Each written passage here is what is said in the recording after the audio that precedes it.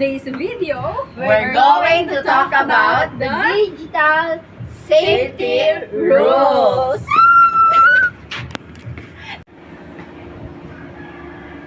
So, ano nga ba ang digital safety rules? Ang digital safety rules ay kung saan magkakaroon tayo ng kalaalaman upang mapanatili ang pagsasaayos ng paggamit ng teknolohiya. Ano nga ba ang mga teknolohiyang iyon?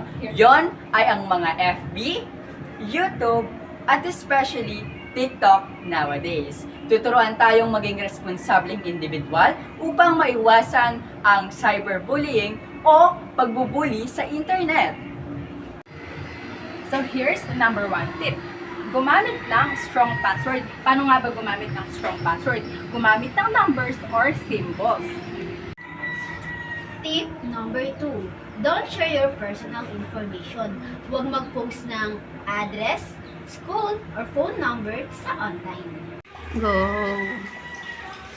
Pangatlo, think before you click. Iwasan ang pag-click ng mga suspicious links or information para nang sa ganon, maiwasan natin ang mag-scam. Go! Tip number 4. Keep your accounts private. I-set up ang mga social media accounts into private para laging safe. Tip number 5. Don't talk to the strangers. Huwag makipag-chat or makipag-usap sa mga unknown person or mag-accept ng friend request ng mga unknown person para mas mapanatili natin yung ating safety.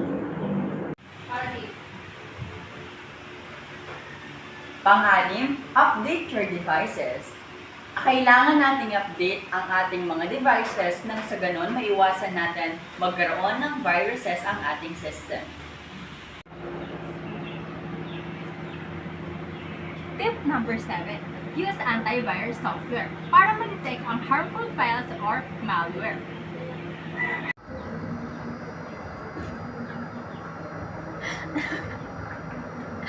Tip number 8.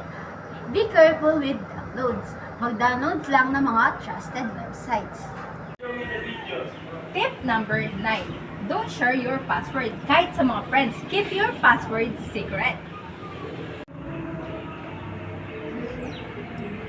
Tip number 10. Log out after using shared devices, lalo na sa mga other phone or computer shops. So that are the 10 tips. Be wise. Be responsible. And be accountable. Thank you for watching. Bye-bye.